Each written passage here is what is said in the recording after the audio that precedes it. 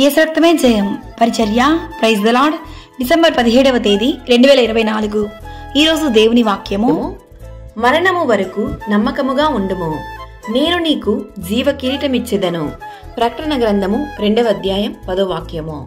అవును క్రీస్తునందు ప్రియులారా, నీవు పొందబోవు శ్రమలకు భయపడకుము. ఇదిగో మీరు శోధింపబడినట్లు అపవాది మీలో కొందరిని చెరలో వేయింపబోచున్నాడు. ఆయనను మరణము వరకు నమ్మకముగా ఉండుము అని దేవుని వాక్యం సెలవిస్తుంది.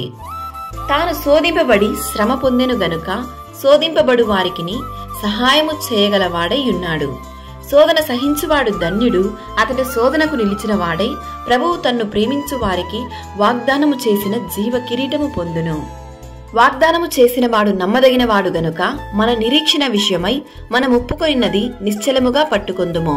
ఈరోజు ఈ వాక్యం వింటున్న ప్రియ సహోదరి సహోదరులారా, విశ్వాసము లేకుండా దేవునికి ఇష్టుడై ఉండుట అసాధ్యము. దేవుని యొద్దకు వచ్చువాడు ఆయన ఉన్నాడనియు తన్ను వెదకు వారికి ఫలము దయచేయువాడనియు నమ్మవలెను గదా.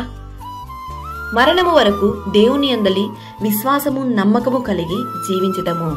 జీవ కిరీటమును పొందుకొనుటకు ప్రయాసపడుదాం. ప్రభు అయిన యేసుక్రీస్తు కృప మనందరికీ తోడయుండును గాక. ఆమేన్. God bless you.